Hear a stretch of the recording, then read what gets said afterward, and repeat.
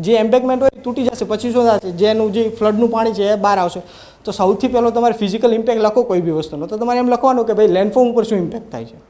ઠીક છે. તો આ જે પેરામીટર્સ છે ને, પેરામીટર્સ તમારે યાદ રાખવાના છે કે હવે આન્સર રાઇટિંગ માટે. તો એ પેરામીટર્સ તમને જ્યારે આન્સર લખો ને ત્યારે તમારે સબકોન્શિયસ માઇન્ડમાં હોય છે. તમારે ભાઈ એકને ત્યાં ફિઝિકલ જીઓગ્રાફી અને હ્યુમન જીઓગ્રાફી તમારે આમ રફમાં નહીં લખવાનું. ઓલરાઈટ, એ તમારે સબકોન્શિયસ માઇન્ડમાં હોવો જોઈએ કે જે આ બધા પેરામીટર્સ છે, આ બધા પેરામીટર્સને ધ્યાનમાં રાખીને મારે આન્સર લખવાનો છે. ઠીક છે.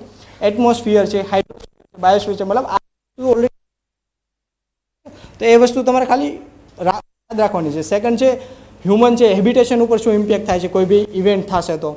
પોપ્યુલેશન છે, એગ્રીકલ્ચર છે, ઇન્ડસ્ટ્રીઝ છે, ટ્રેડ છે, બરાબર. તો આ બધી વસ્તુ ઉપર શું ઇમ્પેક્ટ થશે ને એ થ્રુ આઉટ ધ કોર્સ આપણે જોશું. બટ આન્સર રાઇટિંગ માટે છે ને પૂરેપૂરા આખા જીઓગ્રાફી અન્ડરસ્ટેન્ડિંગ હોવી પ્રાયર એ બહુ ઇમ્પોર્ટન્ટ છે. કારણ કે તમે ખાલી ફિઝિકલ જીઓગ્રાફી વેચીને તમે ખાલી આન્સર લખવાનું સ્ટાર્ટ કરશો તો ખાલી ફિઝિકલ પેરામીટર હશે ને એ ખાલી આન્સરમાં it's look like a half handed answer. મતલબ એનાથી પૂરા માર્ક્સ તમને જેટલા બી ગેઇન કરવા હોય એટલા માર્ક્સ તમને નહીં મળે. એટલે મેક શ્યોર કે તમે જ્યારે આન્સર લખો ને ત્યારે તમે પૂરેપૂરું અન્ડરસ્ટેન્ડિંગ તમારે હોવું જોઈએ બંને સબ્જેક્ટની, physical as well as human subject. Hello, okay. તો આપણે સૌથી પહેલાં ફંડામેન્ટલથી સ્ટાર્ટ કરશું કે ભાઈ લેટિટ્યૂડ શું છે, લોંગિટ્યૂડ શું છે, સિઝન કઈ રીતે આવે છે, ટાઈમ ઝોનનો શું કન્સેપ્ટ છે, એ બધી વસ્તુ. ઠીક છે. લેટિટ્યૂડ, હવે ફોર એક્ઝામ્પલ તમે ક્યારેક કોઈ અર્થ મેપ જોયો હોય ને તો એને અહીંયા ડ્રો કરેલો કે 0 degree, 30 degree, 60 degree, 90 degree, 30 degree, same પાછું નીચે બી હોય છે. ઠીક છે. તો એ વસ્તુ કેના શું કામ હોય છે, સૌથી પહેલાં તો ઇમ્પોર્ટન્ટ છે કે શું કામ હોય છે અને એ કયા કન્સેપ્ટ ઉપર બનાવવામાં આવ્યું હોય. એવું તો નથી કે ભાઈ ડિરેક્ટલી તમે ત્યાં ઇક્વેટર તમે ત્યાં ખેંચી લીધું તો અહીંયા ઇક્વેટર બની ગયું. તો ક્વેશ્ચન એ થવું જોઈએ કે ભાઈ અહીંયા 0 ડિગ્રી શું કામ આવ્યું, અહીંયા 30 ડિગ્રી શું કામ, અહીંયા 30 ડિગ્રી શું કામ આવ્યું. રાઈટ. તો એ વસ્તુ કે સૌથી પહેલાં તો લેટિટ્યૂડ કોના માટે હોય છે કે એક ઇમેજિનરી લાઇન છે. કોઈ પહેલાં સૌથી પહેલાં તો એ કોઈ ડ્રો કરેલી નથી ફિઝિકલ ઉપર. ફોર એક્ઝામ્પલ આ બેડ છે, આપણને દેખાય છે કે આ વસ્તુ ફિઝિકલ છે, તો આ ઇક્વેટર છે એ કોઈ ફિઝિકલ વસ્તુ નથી કે ત્યાં તમને જોવા મળે, એક ઇમેજનરી લાઇન છે. ઠીક છે. ઇમેજનરી લાઇન તો એ અહીંયા જ શું કામ આવી, તો એ કઈ રીતે ડિસાઇડ કર્યું કે ફોર એક્ઝામ્પલ અર્થ છે તો એની હવે સપોઝ હવે તમે આપણે અહીંયાથી ઉપર નીચે ઉપર જતા જશું તો એમ જો આ સર્કલની લેન્થ છે ને ઓછી થતી જશે. ઠીક છે. અહીંથી નીચે જશું, સાઉથમાં જશું તો એમ સર્કલની લેન્થ ઓછી થતી જશે. તો જે સૌથી મોટામાં મોટું સર્કલ છે અર્થ ઉપર જે ડ્રો કરી શકાય, ઠીક છે, હોરિઝોન્ટલી, તો એને આપણે શું નામ આપ્યું, ઇક્વેટર. હવે બાકીના હવે ઇક્વેટરને સૌથી પહેલાં મેન ડ્રો લાઈન આપણે કરી, આને 0 ડિગ્રી કીધી, તો આના રિસ્પેક્ટમાં આપણે જે બાકીના જે સર્કલ છે ને એ ડ્રો કરવાના છે. એટલે આ શું થયું, આપણું મેન 0 ડિગ્રી થયું. હવે આના ઉપરથી હવે આપણે આગળ જવાનું. ફોર એક્ઝામ્પલ હવે આ 0 ડિગ્રી લાઈન થઈ ગઈ, તો 0 ડિગ્રી લાઈન આ ઇક્વેટર બની ગયું. ઠીક છે. તો હવે કોઈ ફોર એક્ઝામ્પલ આ લાઈન આપણે ડ્રો કરવી છે તો એને 15 ડિગ્રી શું કામ કીધી એ ઇમ્પોર્ટન્ટ છે. અહીંયાથી આપણે જાશું 1 2 3 4 5 6 7 8 9 કરી 90 સુધી બધા જ અહીંયા બધા જ પૂરેપૂરા સર્કલ આપણે મળી જશે. ઠીક છે. તો એને કઈ રીતે અહીંયા એંગલ આપ્યા કે 0 ડિગ્રી આપ્યું, 15 ડિગ્રી આપ્યું, 20 ડિગ્રી આપ્યું, એ કઈ રીતે ડિસાઇડ થશે. ફોર એક્ઝામ્પલ આ અર્થનું સેન્ટર છે, ત્યાંથી આપણે 0 ડિગ્રી સૌથી પહેલાં ડ્રો કરી દીધી સૌથી પહેલાં. ઠીક છે. હવે કોઈ બીજું પર્ટિક્યુલર પ્લેસ છે, ફોર એક્ઝામ્પલ અહીંયા છે. ઠીક છે. તો આપણે એની જોઈએ છે કે એ કેટલા લેટિટ્યૂડ ઉપર છે, તો એના માટે શું કરવાનું, એ પ્લેસને પર્ટિક્યુલર પ્લેસને જે અર્થનું સેન્ટર છે ને એને જોઈન્ટ કરવાનું અને કેટલાનો એંગલ બનાવે છે ને એ આઈડેન્ટિફાઈ કરી લેવાનું. That's it. ફોર એક્ઝામ્પલ કોઈ અહીંયા પ્લેસ હશે, ઠીક છે, અહીંયા નોર્થ પોલ ઉપર, ઠીક છે, તો એને આપણે સેન્ટર હારે કનેક્ટ કરશું અહીંયા, અને જે ઇક્વેટરથી કેટલાનો એંગલ બનાવશે, 90 ડિગ્રી બનાવશે. તો આનો અહીંયા કેટલા આપશે આપણે નામ આવશે, 90 ડિગ્રી નોર્થ અને 90 ડિગ્રી સાઉથ. નોર્થ અને સાઉથ કારણ જસ્ટ બિકોઝ કે આ બંને વસ્તુ અલગ છે, આ નોર્થ હેમિસ્ફિયર છે અને આ સાઉથ હેમિસ્ફિયર છે. ઓલરાઈટ. તો લેટિટ્યૂડનો કન્સેપ્ટ કે કોઈ વસ્તુને તમે હોરિઝોન્ટલી સેન્ટર ઓફ અર્થથી કેટલા એંગલ ઉપર લોકેટેડ છે એ ડિસ્ક્રાઇબ કરવા માટે લેટિટ્યૂડનો યુઝ થાય. ઠીક છે. અને સૌથી બીજી વસ્તુ કે જે જેટલા બી આ બધા સર્કલ બનશે, કોન્સન્ટ્રિક સર્કલ, ઠીક છે, એ એકબીજાને પેરેલલ હશે. ઠીક છે.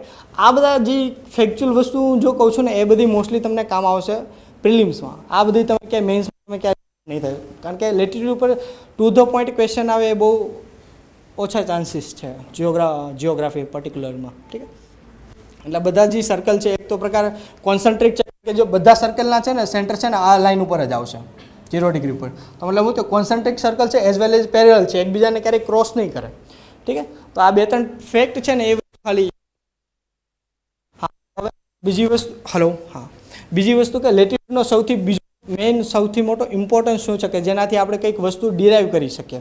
ફોર એક્ઝામ્પલ, આ 0 ડિગ્રી ઇક્વેટર થઈ ગયું, આ 23 આ 24 ડિગ્રી છે સમથિંગ સોરી અહીંયા 23.5 degree topic of cancer, 66.5 article circle અને 90 ડિગ્રી નોર્થ પોલ. તો આ ખાલી એક છે ને નામ છે ખાલી, તો એક તમારે નામ રિમેમ્બર કરવા પડશે કે 0 ડિગ્રી 23.5 ડિગ્રી નોર્થ હોય તો એ લાઇન બને છે એને શું કહેવાય? Topic of cancer.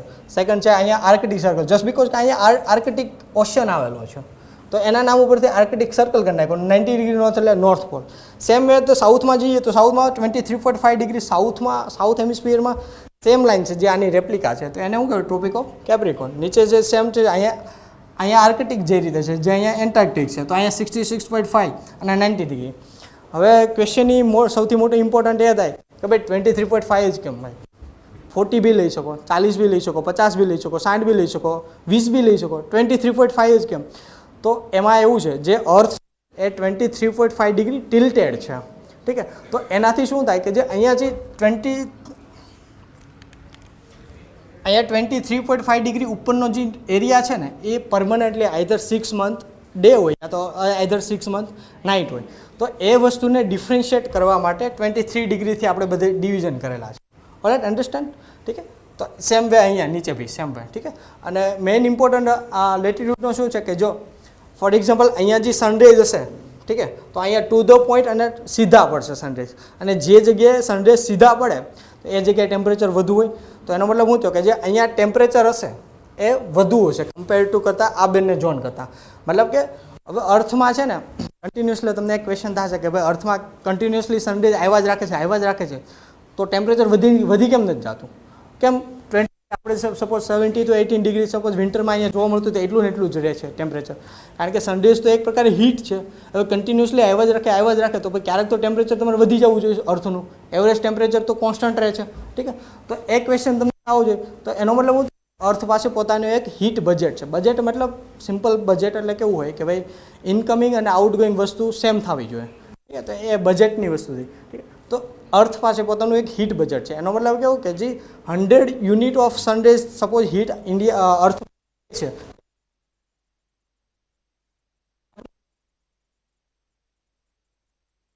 તો એનો મતલબ શું થયો કે જે આ રીજન છે ને 23 આ બંનેની વચ્ચે જે ટ્રોપિકલ ઝોન કહેવાય છે, જ્યાં ઇનકમિંગ રેઝ વધુ હશે, આઉટગોઈંગ ઓછું હશે, ઠીક છે. એટલે થ્રુ આઉટ ધ વે ત્યાં છે ને હીટ કોન્સન્ટ્રેટ થયા રહેશે અને ટેમ્પરેચર ત્યાં વધુ હશે આ રીજન. હવે એની ઉપરનો છે ટેમ્પરેટ રીજન છે કે જ્યાં ઓલમોસ્ટ હશે જે બેલેન્સ હશે, ઠીક. તો એ ટેમ્પરેચર ઝોન છે કે જ્યાં રહેશે એટલું બધું હાઈ નહીં રહે કમ્પેર ટુ ટ્રોપિકલ ઝોન કરતાં. અને જે પોલાર રીજન છે જ્યાં આઉટગોઈંગ વધુ હશે, ઇનકમિંગ ઓછું હશે. ફોર એક્ઝામ્પલ સનરેઝ આવે છે તો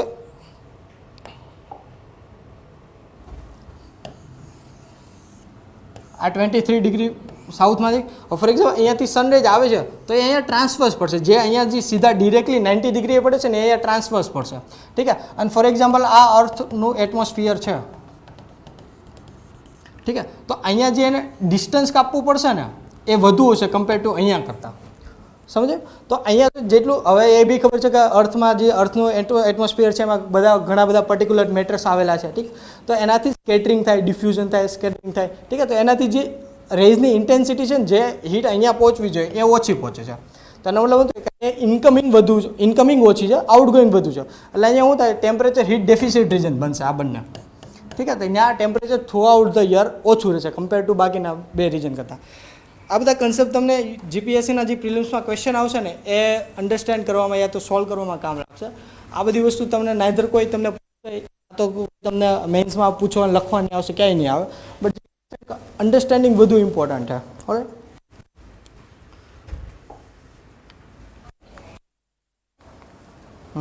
સેમ વે જો સ્પેરિકલ ઓફ અર્થ કઈ રીતે, જો અહીંયા ડિરેક્ટલી સ્ટ્રેટ આવે છે, ઠીક છે. તો અહીંયા ટેમ્પરેચર વધુ હશે compare to law angle of the incoming side. તો અહીંયા સ્કેટરિંગ થઈ જશે, અહીંયા જે ટેમ્પરેચર હશે ને એ આખું વધી જશે. અને અહીંયા એ બી તમે જોઈ શકો કે જે અહીંયા સેમ ફોર એક્ઝામ્પલ અહીંયા એક્સ અમાઉન્ટ ઓફ રેસ છે અને આ બી એક્સ અમાઉન્ટ ઓફ રેસ છે. તો એક્સ અમાઉન્ટ રેસ ખાલી આટલા એરિયા ઉપર જ પડે છે અને અહીંયા એક્સ અમાઉન્ટ ઓફ રેટ બહુ ઝાઝા લાર્જર એરિયા ઉપર પડે છે. ઓલરાઈટ, તો જેની ઇન્ટેન્સિટી હોવી જોઈએ, જે પર એરિયા ઉપર ઇન્ટેન્સિટી છે એ ઇક્વેટર ઉપર વધુ હશે કમ્પેર ટુ કરતાં આર્કટિક એરિયા. આ વસ્તુ જોવાનું જે જેનાથી ટ્રોપિકલ ઝોન, ટેમ્પરેટ ઝોન અને પોલાર ઝોન બને છે. રાઈટ. હવે સિઝન ચેન્જ થાય છે. ફોર એક્ઝામ્પલ આપણે અહીંયા છીએ તો મોન્સૂન અત્યારે ચાલુ છે, પણ મોસ્ટલી જિયોગ્રાફીમાં મોન્સૂન એક અલગ સિઝન નથી. તમે ક્યારે બી તમે આન્સર લખશો ને તો એમાં મોસ્ટલી 2 સિઝન આવે છે, મોસ્ટલી સમર અને વિન્ટર. સમરના જે મોન્સૂન સિઝન છે ને એક સમરનો એક સબસેટ જ કાઉન્ટ કરવામાં આવે છે, બટ જસ્ટ બિકોઝ કે આપણે અહીંયાથી પહેલાં ધોરણથી ભણાવે છે કે 3 ઋતુ હોય છે, તો એ 3 ને 3 જ ચાલે. એઝ એ જિયોગ્રાફીમાં બે સિઝન હોય છે, એક તો સમર હોય છે અને એક તો વિન્ટર હોય છે. ઠીક છે. તો એ સમર અને વિન્ટર એક પહેલાં તો ચેન્જ થાય છે, તો શું કામ થાય છે અને થાય છે તો કઈ રીતે ડિસાઇડ થાય છે. ફોર એક્ઝામ્પલ હવે જો અર્થની વાત કરીએ તો જે આ for example any geographical axis થઈ ગઈ અને આ એની કઈ થઈ ગઈ કે જે એકચ્યુઅલમાં એક્સિસ છે. રાઈટ. અને મેં હમણાં તમને જેમ કીધું કે અર્થ છે ને 23.5 ડિગ્રી ટિલ્ટેડ છે જેની જિયોગ્રાફિકલ એક્સિસ. ઠીક. તો અર્થ છે ને આવી રીતે રોટેટ કરે છે, આમ નહીં રોટેટ કરતી, આવી રીતે રોટેટ કરે છે. ઓલરાઈટ. તો ક્યારેક થશે ફોર એક્ઝામ્પલ આ સન છે અને સન એવી ફેક્ટ છે કે ભાઈ જે આપણી અર્થ છે એ રિવોલ્વ કરે છે અરાઉન્ડ ધ સન. ઓલરાઈટ. તો ક્યારેક જો સપોઝ ફોર એક્ઝામ્પલ આ જગ્યાએ હશે, ઠીક છે, તો સનના જે રેઝ હશે એ ડિરેક્ટલી જે આ ફોર એક્ઝામ્પલ આ 0 ડિગ્રી છે, આ 0 ડિગ્રી છે. ઠીક છે. અને તો આ નીચેનો પાર્ટ કયો થયો? સધર્ન હેમિસ્ફિયર થયો. અને ઉપરનો પાર્ટ કયો થયો? નધર્ન હેમિસ્ફિયર થયો. તો હવે જે સનના જે ડિરેક્ટલી રેસ છે એ કઈ જગ્યાએ ડિરેક્ટલી સીધા પડે છે? સધર્ન હેમિસ્ફિયર ઉપર. તો જ્યાં આપણે હમણાં જેમ જોયું કે જ્યાં ડિરેક્ટલી સનરેઝ વધુ સીધા પડે તો ત્યાં શું હોય? હીટ સરપ્લસ રિજન બને. અને તો જ્યાં હીટ સરપ્લસ બને ત્યાં કઈ સિઝન હોય? સિમ્પલ છે, સમર સિઝન હોય. ઠીક છે. તો અહીંયા સમર સિઝન હશે નીચેના પાર્ટમાં. ઠીક છે. અને હવે સીધી હમણાં આપણે એક વાત કરી કે જ્યાં ટ્રાન્સવર્સ રેઝ પડે ત્યાં શું હોય? હીટ ડેફિસિટ રિજન હોય. અને ત્યાં કઈ સિઝન હોય? વિન્ટર સિઝન હોય. તો ઠીક છે. તો અહીંયા વિન્ટર સિઝન હોય. હવે ફોર એક્ઝામ્પલ તમારે હવે આની ડેટ નક્કી કરવી છે તો આમાં કયો મંથ હશે? ઠીક છે. તો હવે તમે અત્યારે ઇન્ડિયામાં જ વિચારો કે ઇન્ડિયામાં કયા મંથમાં વિન્ટર આવે? જાન્યુઆરીમાં. ઠીક છે. તો જાન્યુઆરી સમથિંગ લાઈક 22nd, કારણ કે 22nd ને 23rd જ આવે છે સમથિંગ લાઈક. 2 ડેટ હોય છે જેમાં ચેન્જ થતો હોય તો 20 લખી શકો. ઠીક છે. તો આ વસ્તુ થઈ ગઈ. અને સેમ વે અર્થ રોટેટ કરતી જ્યારે અહીંયા આવશે, ઠીક છે, તો હવે જેવી રીતે અર્થ છે આવી રીતે ટિલ્ટેડ છે એવી ને એવી રીતે પાછી અહીંયા ટિલ્ટેડ હશે. ઓલરાઈટ. તો હવે જે સનના રેસ છે એ ડિરેક્ટલી હવે જે ઓલા સીધા પડવા જોઈએ એટ અ રાઇટ એંગલ એ કઈ જગ્યાએ પડે છે? નધર્ન હેમિસ્ફિયરમાં. આ નધર્ન હેમિસ્ફિયર આ સપોઝ 0 ડિગ્રી થયું તો આ નધર્ન હેમિસ્ફિયર થયો નોર્થમાં, આ સાઉથ થયો. તો જે અહીંયા હવે સપોઝ ડિરેક્ટલી સીધા પડે છે તો એનો મતલબ શું થયો કે અહીંયા કેવો હોવો જોઈએ? સમર સિઝન હોવી જોઈએ. અને અહીંયા ટ્રાન્સફર્સ પડે છે તો અહીંયા કઈ સિઝન બનશે? વિન્ટર સિઝન બનશે. તો હવે ફોર એક્ઝામ્પલ તો પછી અહીંયા આ કયો મંથ હોય? આપણે જે સમર હોય છે ત્યારે કયો મંથ હોય છે? મોસ્ટલી જૂનમાં હોય છે. હોય છે. ઠીક છે. તો અહીંયા જૂન 22nd કરી દઉં. ઠીક છે. હવે આના પરથી છે ને હજી ઘણા બધા કન્સેપ્ટ આવશે કે ફોર એક્ઝામ્પલ ડેની લેન્થ, નાઇટની લેન્થ એ આગળ છે ને જે બીજા ડાયગ્રામ આવશે ને એમાં હું તમને સમજાવીશ. બરાબર. તો ખબર પડી ગઈ કે જસ્ટ બિકોઝ સિઝન આવે છે કે જે અર્થ છે પોતાની જે જિયોગ્રાફિકલ એક્સિસ છે એનાથી 23.5 ડિગ્રી ટિલ્ટેડ છે, એના લીધે સિઝન ચેન્જ થાય છે. ઠીક છે. આઈ થિંક આ યુપી પૂછેલો છે પ્રિલિમ્સમાં કે રીઝન ઓફ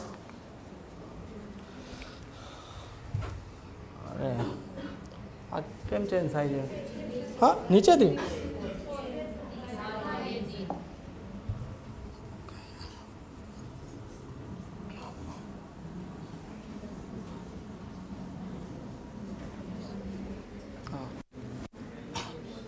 હેલો.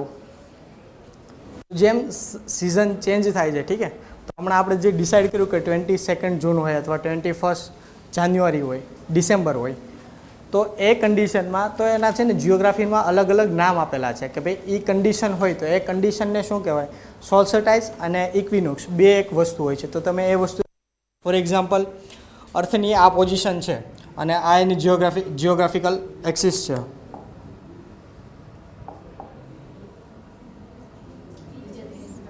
હા, આ બરાબર, આ એની જિયોગ્રાફિકલ એક્સિસ છે. બરાબર. હવે અહીંયાથી સનના રેસ ડિરેક્ટલી તમે જુઓ તો કઈ જગ્યાએ સીધા પડે છે? નધર્ન હેમિસ્ફિયરમાં. તો નધર્ન હેમિસ્ફિયરમાં કઈ સિઝન હોય? સમર હોય, સમર સિઝન હોય અહીંયા. અને અહીંયા કઈ છે? વિન્ટર હશે. હવે એમાં ફરતી અહીંયા આવશે. ઠીક છે. તો અહીંયા ક્યાં ડિરેક્ટલી સીધા પડે છે?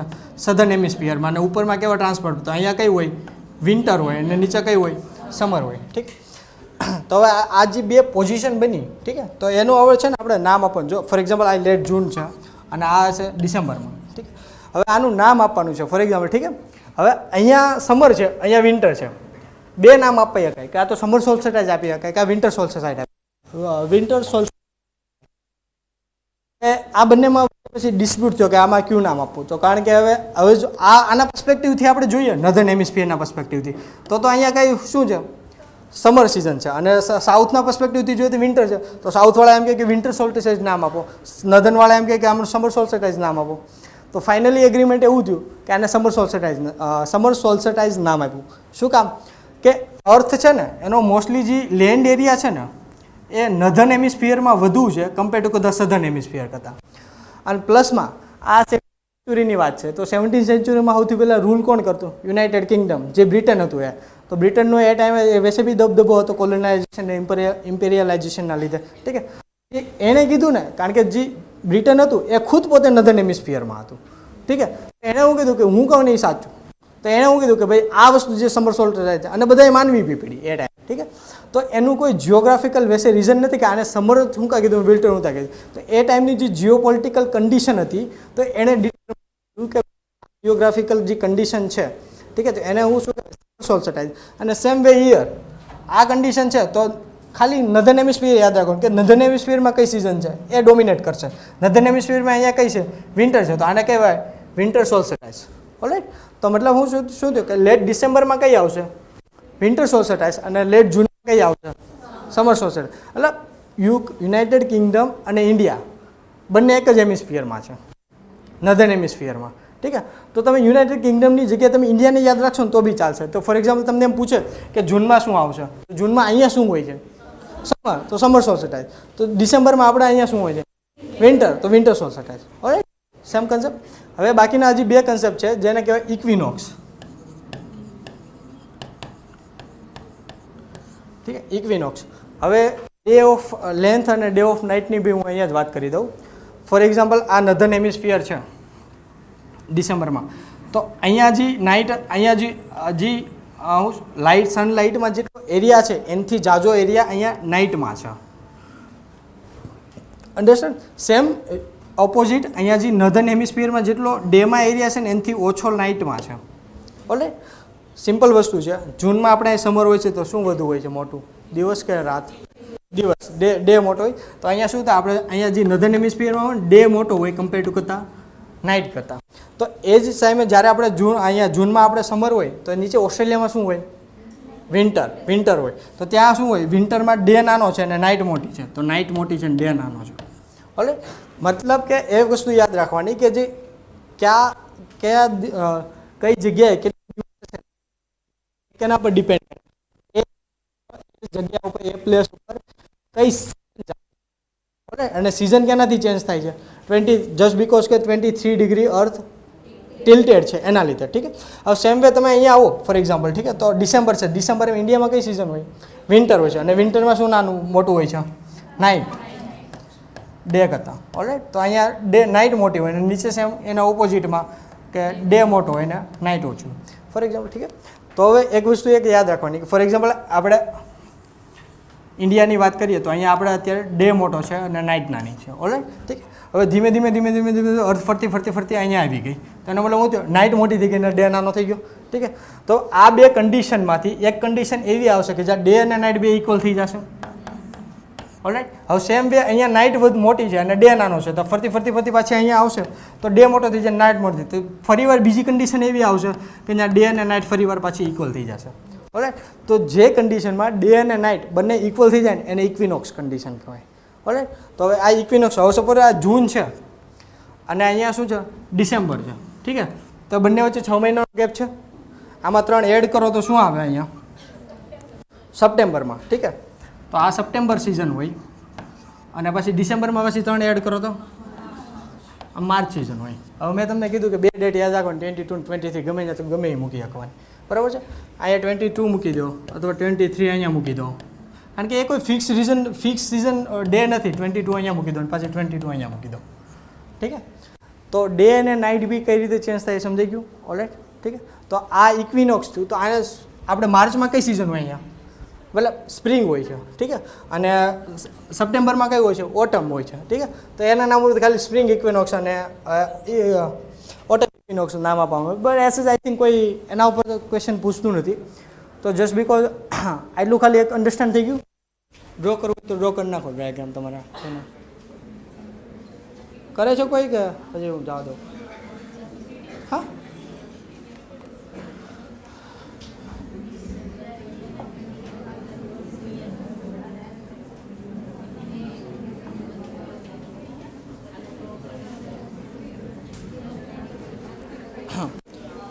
લેટિટ્યુડ ખતમ. હવે લોંગિટ્યુડ ખતમ. હવે બરાબર. હવે લેટિટ્યુડ ડિસાઇડ કરવા માટે આપણે શું કર્યું હતું કે સૌથી મોટું આપણે સર્કલ ફાઇન્ડ આઉટ કર્યું હતું સૌથી પહેલાં. હવે લોંગિટ્યુડમાં આપણે જોઈએ, લોંગિટ્યુડ પહેલાં ઓલા હોરિઝોન્ટલ સર્કલ હતા, હવે આપણે વર્ટિકલ સર્કલ ડ્રો કરવાના છે, ઠીક છે. તો વર્ટિકલ સર્કલ આપણે અર્થના બંને પોલમાંથી આપણે ડ્રો કરીએ તો બધા સેમ ટુ સેમ જ આવશે, બધાની સેમ લેન્થ આવશે, અહીંયાથી આ બધી સેમ જ લેન્થ આવશે, બરાબર. હવે આ કન્ડિશનમાં આપણે 0 ડિગ્રી કોને જશું કે મતલબ કંઈક એક બેઝ તો હોવું છે ને કે ત્યાંથી આપણે માપશું, કે ત્યાંથી આપણે 0 ડિગ્રી 1 ડિગ્રી 2 ડિગ્રી માપશું. તો એના માટે કરવાનું હતું કે 0 ડિગ્રી લેટિટ્યુડ છે એ ક્યાંથી પાસ થવું જોઈએ. હવે બધી કન્ટ્રી એમ જ કહે કે અમારા કન્ટ્રીમાંથી પાસ થવું જોઈએ, ઠીક છે. તો હવે પાછું એ વસ્તુ યાદ રાખવાનું કે 17th સેન્ચુરીમાં કોણ ડોમિનેટ કરતું હતું? યુનાઇટેડ કિંગડમ, ઠીક છે. તો એના કન્ટ્રીમાંથી જે પાસ થતું હતું ઇક્વેટર, જે ગ્રીનવિચ, આ યુનાઇટેડ કિંગડમ છે, અહીંયા ગ્રીનવિચ છે અહીંયા, તો એનામાંથી જે પાસ થતું હતું ને એને 0 ડિગ્રી કહી દીધું. સિમ્પલ, કોઈ લોજિક નથી, કોઈ જિયોગ્રાફિકલ રીઝન નથી આમાં. જસ્ટ બીકોઝ કે એવી હતી ધ્યાનમાં રાખીને ખાલી અહીંયા 0 ડિગ્રી પાસ કરી દીધું. તો આને આ લાઈન છે એને કઈ કહેવાય છે? Green meridian line. ગ્રીનવિચ એનું સિટી છે યુનાઇટેડ કિંગડમ, ત્યાંથી તો એને ગ્રીન કહેવાય કે જજ, ઠીક છે. તો આ વસ્તુ શું હતું કે હવે ફોર એક્ઝામ્પલ કોઈ બીજી આપણે લાઈન ડ્રો કરવી છે, ઠીક છે. હવે અર્થ 24 અવર્સમાં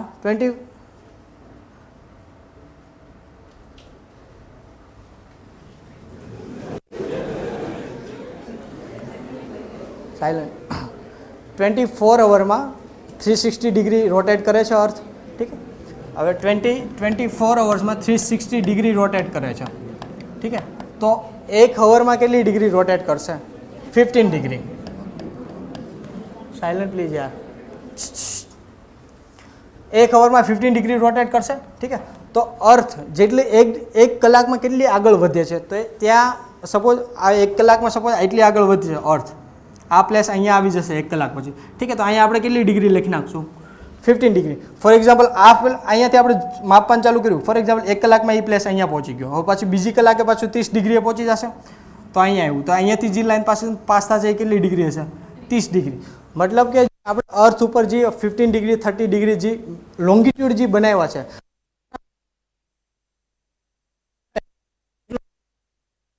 હલો હા, કેટલા ડિગ્રી ટ્રાવેલ કરે છે, તો એના બેઝડ ઉપર આખી અર્થને ડિવાઈડ કરેલી છે. 0 ડિગ્રી 1 ડિગ્રી તો એવી રીતે કરીને 180 ડિગ્રી, કારણ કે અહીંયાથી 0થી ચાલુ કરશો તો આની એક્ઝેક્ટ ઓપોઝિટમાં કયું આવશે? અહીંયા 180 ડિગ્રી.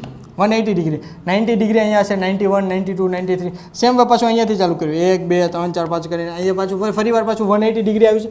મતલબ કે 0 ડિગ્રી 180 ડિગ્રી છે ને એકબીજાને એકદમ ઓપોઝિટમાં હશે, ઠીક છે. તો આપણે આમાં જે પ્રાઇમ મેરિડિયન ગણીએ છીએ તેમાં આપણા 0 ડિગ્રી છે, જેને ગ્રીન વિચ લાઇન કહેવાય છે, જે 0 ડિગ્રી હોય છે, યુકેમાંથી બનાવેલ છે.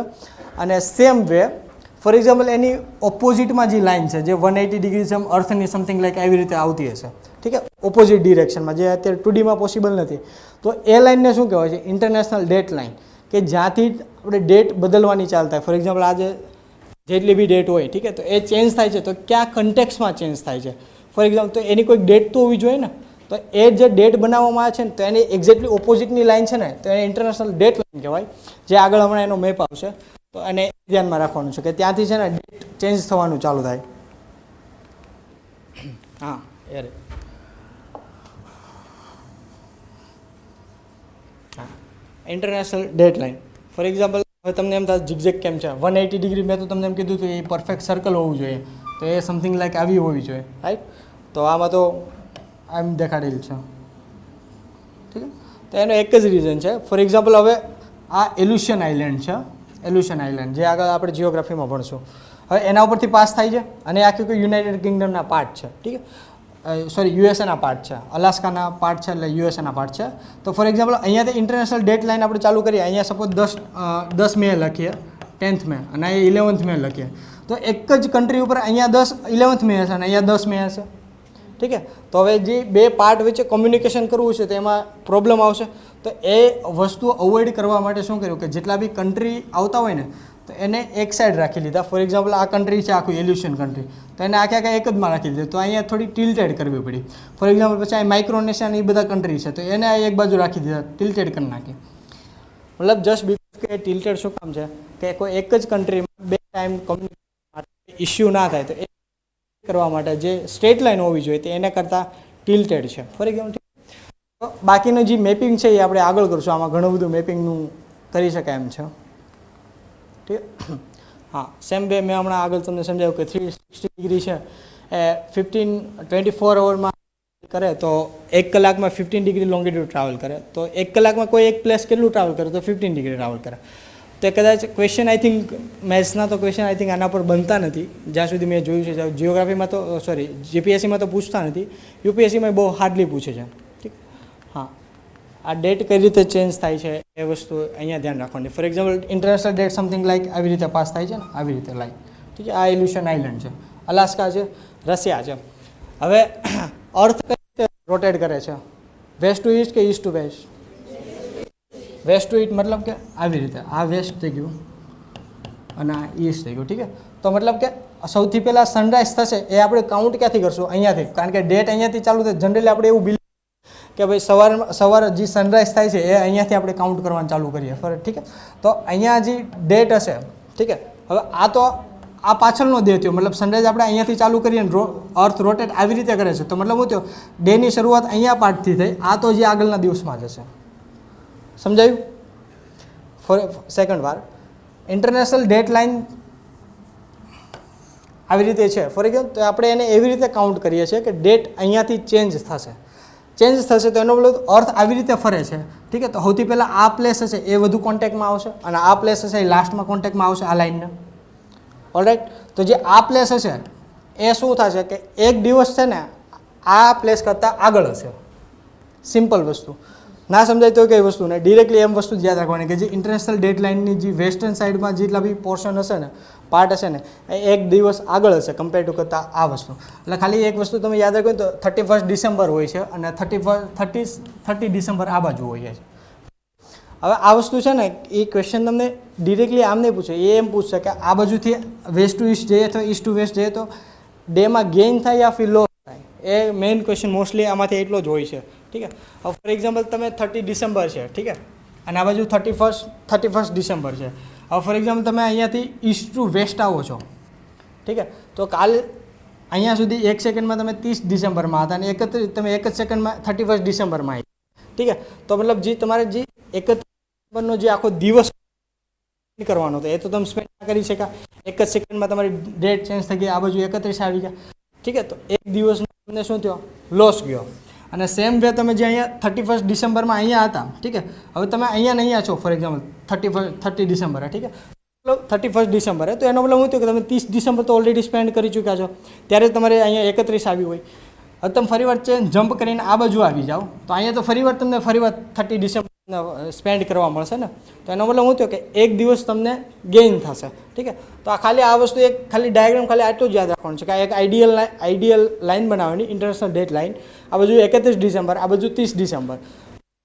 તમને ગેઇન થાય છે જે પ્રમાણે ક્વેશ્ચનમાં પૂછ્યું એ પ્રમાણે તમારે ચેન્જ થઈ જવાનું, જોવાનું કે ભાઈ તમે એકચ્યુઅલમાં આ કન્ડિશનમાં હોય થાય કે લૂઝ થાય, રાઈટ.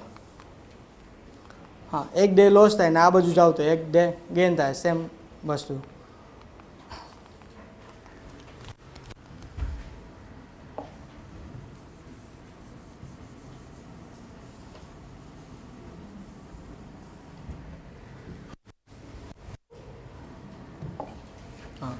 Standard time. હવે બધા કન્ટ્રી ફોર એક્ઝામ્પલ યુકેમાંથી તો જે ગ્રીન મેરિડિયન પાસ થાય છે, ઠીક છે, તો એને 0 ડિગ્રી કાઉન્ટ કરી લીધું. તો એ યુકેવાળા તો પોતાનો સ્ટાન્ડર્ડ ટાઈમ ડિસાઇડ કરશે કે અહીંયા 12 વાગશે સૌથી પહેલાં.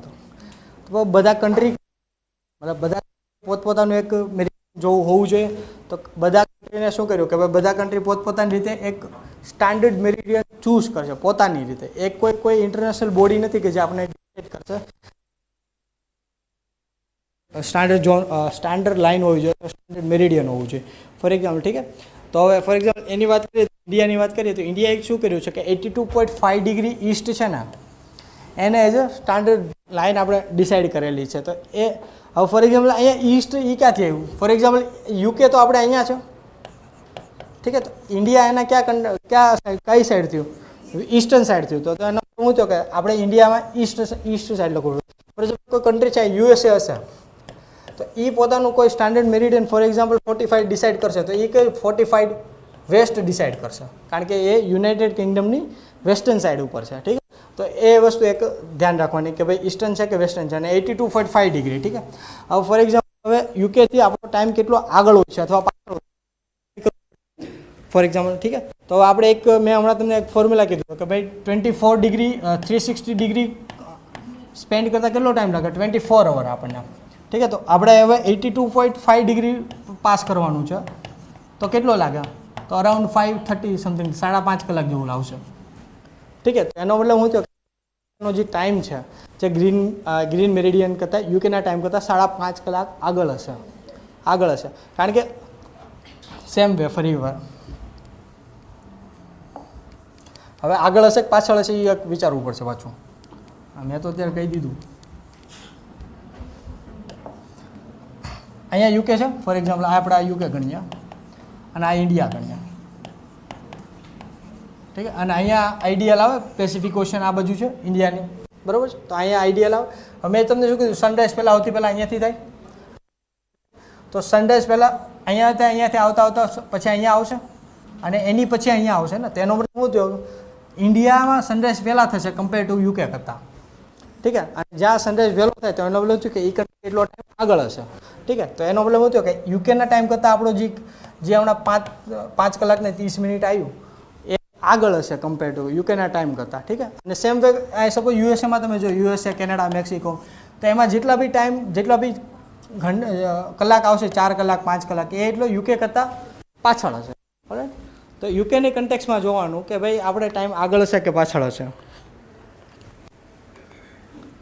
હા, હવે બધા કન્ટ્રીની પાસે એક જ ટાઈમ ઝોન હોય. ફોર એક્ઝામ્પલ ઇન્ડિયાએ તો એક જ ટાઈમ ઝોન બનાવેલો છે કે ભાઈ 82.5 ડિગ્રી છે તે અમારો ટાઈમ ઝોન છે, ફોર એક્ઝામ્પલ. તો હવે રશિયામાં એ પોસિબલ નથી, કારણ કે રશિયાનું છે ને લેટિટ્યૂડ વાઇઝ છે ને બહુ જાજો એક્સટેન્ડ છે એનો, આવી રીતે, ઓલરાઈટ. હવે ફોર એક્ઝામ્પલ એ અહીંયા સપોઝ કરે આ રીજન અને આ રીજન વચ્ચે છે ને આઈ થિંક 11 યા 12 અવરનો ગેપ છે, ઠીક છે. તો હવે આવડા મોટા કન્ટ્રી માટે કોઈ એક પર્ટિક્યુલર ટાઈમ ઝોન એક પર્ટિક્યુલર ટાઈમ ઝોનથી પ્રોબ્લેમ થઈ શકે છે, ઠીક છે. તો એણે છે ને પોતાના અલગ 11 ટાઈમ ઝોનમાં બનાવે છે. તો એનો મતલબ એ શું થયો કે કોઈ એક પર્ટિક્યુલર કન્ટ્રી માટે કોઈ એક જ ટાઈમ ઝોન હોય એ ઇમ્પોર્ટન્ટ નથી. એ પોતાની ઈચ્છા શક્તિ મુજબ જેટલા બી એને ટાઈમ ઝોન એને રાખો એને કન્વિનિયન્સ મુજબ એટલા રાખી શકે. હવે ક્વેશ્ચન એ આવે ફોર એક્ઝામ્પલ, હવે રશિયા એટલું બધું લાંબુ છે, ઠીક છે. તો એના માટે એને આપણે ટાઈમ ઝોન એને આખે રાખ્યો. હવે તમે ચીલી જોયું છે? ચીલી કઈ જગ્યાએ છે? સાઉથ અમેરિકામાં, ઠીક છે. ચીલી સમથિંગ લાઈક આવડું મોટું છે. તો એમાં કેટલા ટાઈમ ઝોન હોવા જોઈએ? કેમ ભાઈ? આપણે લેટિટ્યૂડ ઉપરથી આપણે આખે લોંગિટ્યૂડ ઉપરથી આપણે ટાઈમ ઝોન ડિસાઇડ કરીએ છીએ. હવે એના કન્ટ્રીમાં તો લોંગિટ્યૂડ વાઇઝ તો તમે જોવો તો એનો આ લેન્થ એટલી બધી એની હાઈ નથી, બરાબર. આ લેન્થ વધુ એની છે. આપણે જો લેટિટ્યૂડ વાઇઝ સપોઝ કદાચ ટાઈમ ઝોન ડિસાઇડ કરતા હોય તો હાઇપોથેટિકલી પોસિબલ તો વૈસે બી નથી, ઠીક છે. તો એ કદાચ છે ને રશિયાવાળા 2 થી 3 ટાઈમ ઝોનમાં પતી જાય, ચીલીવાળાને 10 થી 11 ટાઈમ ઝોન જોત, ઠીક છે. તો બટ એની મતલબ કોઈ કન્ટ્રી પાસે કેટલા ટાઈમ એ ડિસાઇડ કેના ઉપરથી થાય છે? એની લેટિટ્યૂડમાં હોરિઝોન્ટલ વિડ્થ કેટલી છે, લોંગિટ્યૂડ વિડ્થ નહીં, ઓલરાઈટ.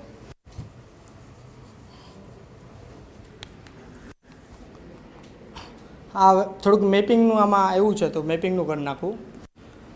હવે મેપિંગમાં કેવું છે કે ફોર એક્ઝામ્પલ તમારે મેપિંગના ક્વેશ્ચન કેવા પૂછાય છે? જીપીએસસીમાં આવે છે મેપિંગના ક્વેશ્ચન, ઓલરાઈટ. હા, તો મેપિંગ તો મોસ્ટલી કેવું મેપ યા તો મેપ્સ તમે યુઝ કરી શકો, યા તો ફિર ગૂગલ મેપ્સમાં જે એપ્લિકેશન આવે છે તો એ યુઝ કરી શકો. સેપરેટલી કોઈ મેપ્સ જરૂર છે નહીં, ઠીક છે. અને યા તો ફિર ગૂગલ બી કરી શકો. ગૂગલમાં બી ઘણી ખરી એવી ફોટાઝ ઇમેજીસ તમને મળે. હવે ફોર એક્ઝામ્પલ અહીંયાથી તમે મલક્કા સ્ટેટની વાત કરો ને તો મલક્કા સ્ટેટ અહીંયા છે, ઓલરાઈટ ઇધર, ઠીક છે. સ્ટેટ એવી વસ્તુ છે જે બે વોટર બોડી હોય ને એને કનેક્ટ કરે, ઠીક છે. હવે આ સ્ટેટ છે તો અહીંયા ઇન્ડિયન ઓશન છે અને અહીંયા કયો છે સાઉથ ચાઇના સી છે, અને એ પાર્ટ છે કોનો છે એક પ્રકારે પેસિફિક ઓશનનો, ઠીક છે. તો બે વસ્તુને કનેક્ટ કરે છે તો એ સ્ટેટ કે મતલબ સ્ટેટ એવી નેટ વોટર બોડી છે જે બે મોટા મેજર ઓશનને કનેક્ટ કરે છે, ઠીક છે. અને એ બંને તો હવે સૌથી પહેલાં તો તમે સ્ટેટ જુઓ ને તો સૌથી પહેલાં એ એક વસ્તુ જોવાની કે આ બે ઓશનને કનેક્ટ કરે છે. સેકન્ડ વસ્તુ એ તમારે કદાચ પૂછી શકાય તો એની ઇમ્પોર્ટન્ટ સિટી, એની નજીકમાં સૌથી મોટું સિટી કયું છે, ઠીક છે. સિંગાપોર અહીંયાનું, ઠીક છે. હવે કદાચ એ પૂછી શકે, યા તો પછી એમ બી પૂછી શકે કે એ કયા બે આઇલેન્ડની વચ્ચે આવેલું છે, કોઈ સ્ટેટ છે કયા બે આઇલેન્ડની વચ્ચે આવેલું છે. ફોર એક્ઝામ્પલ આ જો તો મલય પેનિન્સુલા છે, આખે આખું રિજનને મલય પેનિન્સુલા કહેવાય, અને આ કયો છે સુમાત્રા આઇલેન્ડ છે, ઠીક છે. તો કયા બે આઇલેન્ડની વચ્ચે આવેલું છે એ બી ઇમ્પોર્ટન્ટ છે, એ બી તમારે ધ્યાન રાખવાનું છે. સેમ બે તમે હજી બીજી આગળની તમે જિયોગ્રાફી તમે જુઓ તો આ સુમાત્રા આઇલેન્ડ છે, આ જાવા આઇલેન્ડ છે, આ બોર્નિયો આઇલેન્ડ છે. તો બોર્નિયો આઇલેન્ડ ઉપર કેટલા કન્ટ્રી અને કયા કન્ટ્રી આવેલા છે. ફોર એક્ઝામ્પલ જે આ પાર્ટ છે એનો નીચેનો એ મલેશિયાનો પાર્ટ છે, સોરી ઇન્ડોનેશિયાનો પાર્ટ છે. આ પાર્ટ છે એ મલેશિયાનો પાર્ટ છે, અને આ એક ઇન્ડિપેન્ડન્ટ આખો કન્ટ્રી છે, બ્રુનેઈ કન્ટ્રી છે, ઠીક છે. તો કયા કન્ટ્રી આવેલા છે કયા આઇલેન્ડ ઉપર એ ઇમ્પોર્ટન્ટ છે. ફોર એક્ઝામ્પલ આ ક્વેશ્ચન આઈ થિંક યુપીએસસીમાં આવેલો છે કે સાઉથ ચાઇના સીમાં સૌથી મોટો આઇલેન્ડ કયો છે, તો એ બોર્નિયો આઇલેન્ડ છે. બોર્નિયો આઇલેન્ડ જે આખે કોઈ ટ્રાયંગલ છે ને, ઠીક. હવે આસપાસના અમુક સી બી ઇમ્પોર્ટન્ટ છે. ફોર એક્ઝામ્પલ આમાં તો ડ્રો નથી કરેલા એને, સુલુ સી, સિલિબસ સી છે, ફિલિપિન્સ સી છે, એમ આવશે ને ત્યારે જોઈ લેશું. હવે આમાં તમે બીજા ઇમ્પોર્ટન્ટ સિટી છે નોર્થ ટુ સાઉથ અને સાઉથ ટુ નોર્થ તમને લોકેશન ખબર હોય છે. તો આમાં ઇમ્પોર્ટન્ટ સિટી માટે જેટલા બી તમે કેપિટલ યાદ રાખી શકો. ફોર એક્ઝામ્પલ અહીંયા સિંગાપુર છે અહીંયા, ઠીક છે. અહીંયા કુલાલમપુર છે, આ કુલાલમપુર છે એ મલેશિયાનું કેપિટલ છે. બેંકોકનું થાઈલેન્ડનું બેંકોક છે. અહીં ફવાંગ કોઈ સમથિંગ છે આનું અહીંયા આવશે, ઠીક છે. અહીં હોચિન મી છે, આ ઇમ્પોર્ટન્ટ સિટી છે, વિયેતનામનું છે, ઠીક છે. આ વિયેતનામનું કેપિટલ છે હનોઈ છે અહીંયા, ઠીક છે. આ વિયેન્ટાઇન કરીને છે ને લાઉસનું કેપિટલ છે, વિયેન્ટાઇન કરીને, ઠીક છે. તો એ બધા કેપિટલ તમને નોર્થ ટુ સાઉથ તમને ખબર હોવી જોઈએ. તો કેવી રીતે યુપીએસસીમાં કદાચ આઈ થિંક ક્વેશ્ચન પૂછેલો બી છે કે એણે ભાઈ 4 થી 5 સિટી આપેલા છે ઇમ્પોર્ટન્ટ કેપિટલ સિટી, અને એણે નોર્થ ટુ સાઉથ કેપિટલ ગોઠવવાના કીધા હતા, ઠીક છે. તો એ બધી વસ્તુ બી તમને ખબર હોય છે. એટલે મતલબ મેપ તમે જુઓ ને તો મતલબ હોલિસ્ટિકલી જોવાનો, કોઈ સેગ્રિગેટેડ નહીં જોવાનો કે ભાઈ અહીંયા માઉન્ટેન આવે છે તો એ મને ખબર પડી ગઈ, આઇલેન્ડ આવી ખબર પડી. જેટલી બી આસપાસની જેટલી બી વસ્તુ હોય ને એ બધી વસ્તુ તમને હોલિસ્ટિકલી તમે એમાંથી જ જોવાનું ટ્રાય કરવાની, ઠીક છે. સેમ વે સ્ટેટ ઓફ બીજી એક સ્ટેટ છે ઇમ્પોર્ટન્ટ છે, સ્ટેટ ઓફ ફ્લોરિડા. હા, સ્ટેટ ઓફ ફ્લોરિડા કઈ જગ્યાએ છે? અહીંયા છે. ફ્લોરિડા કઈ રીતે નામ પડ્યું કે જે અહીંયા જે અમેરિકાનું જે યુએસએનું જે સ્ટેટ છે ફ્લોરિડા એ અહીંયા ઇમ્પોર્ટન્ટ છે. ફોર એક્ઝામ્પલ, ઠીક છે. તો હવે અહીંયા તમને એક મિસુરી અને મિસિસિપી મિસુરી રિવર સિસ્ટમ બી તમને અહીં જોવા મળે છે, ઠીક છે. અને અહીંયા જે એક ન્યૂ ઓરિજન્સ કરીને સૌથી ઇન્ડિયા યુએસએનું સૌથી મોટું સ્ટેટ સિટી આવેલું છે કે જ્યાં સૌથી વધુ સલ્ફરનું પ્રોડક્શન થાય છે.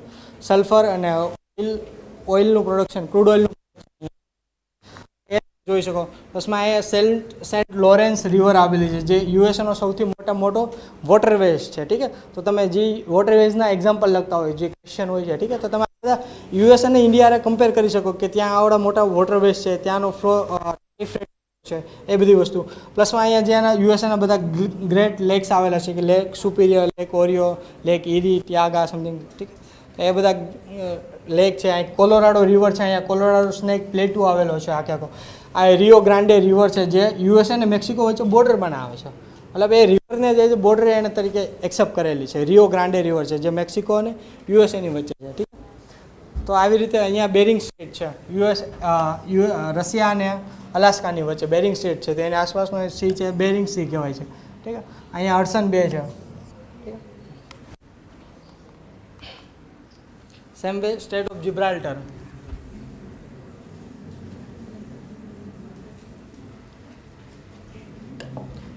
સ્ટ્રેટ ઓફ જિબ્રાલ્ટર અહીંયા આવેલી છે, ઠીક છે. ક્યાં બે કન્ટ્રી આવેલી છે? ઇવન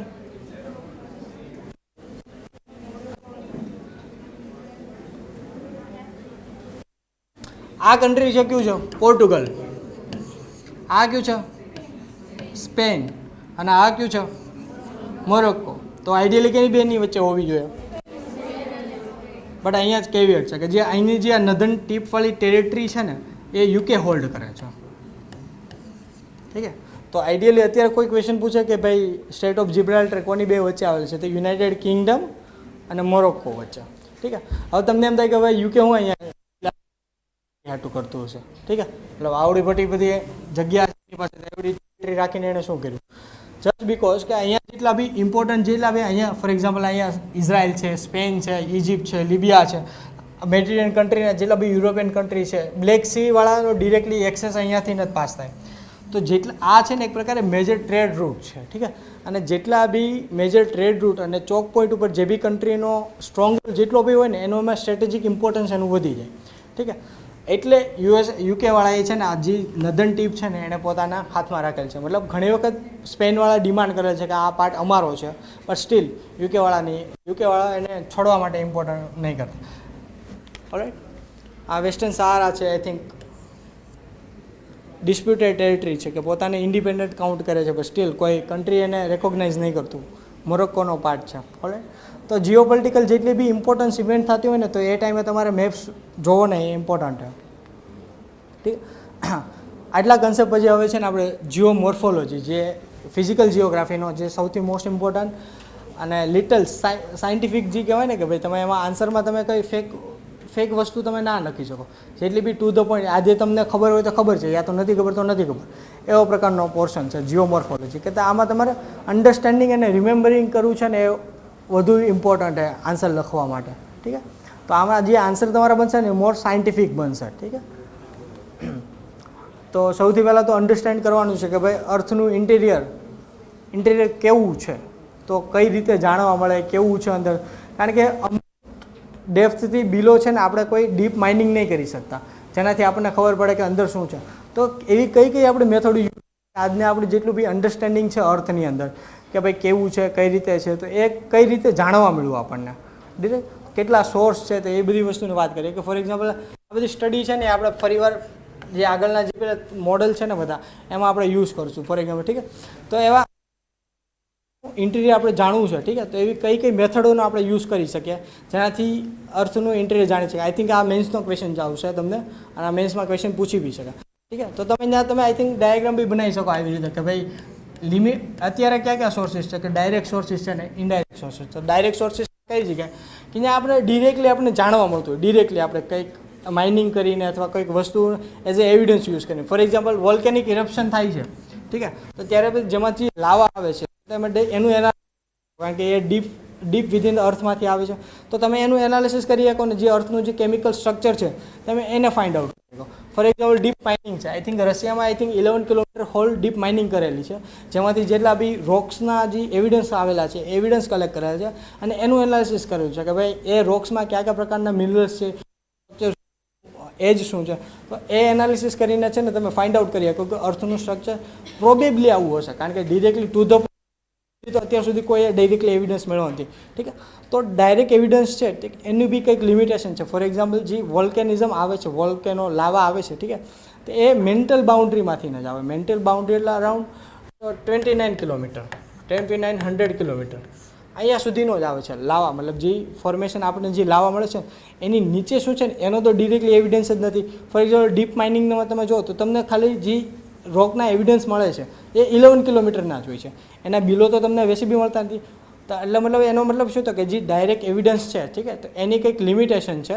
એ લિમિટેશનને તમારે ચેન્જ કરવા માટે ફૂલફિલ કરવા માટે તમે કંઈક ઇનડાયરેક્ટ એવિડન્સનો બી તમારે સપોર્ટ લેવો પડે છે, ઠીક છે. અને ઇનડાયરેક્ટ એવિડન્સ કરતાં મચ મોર ઇઝીયર વધુ ઇન્ફોર્મેશન આવે છે, ઠીક છે.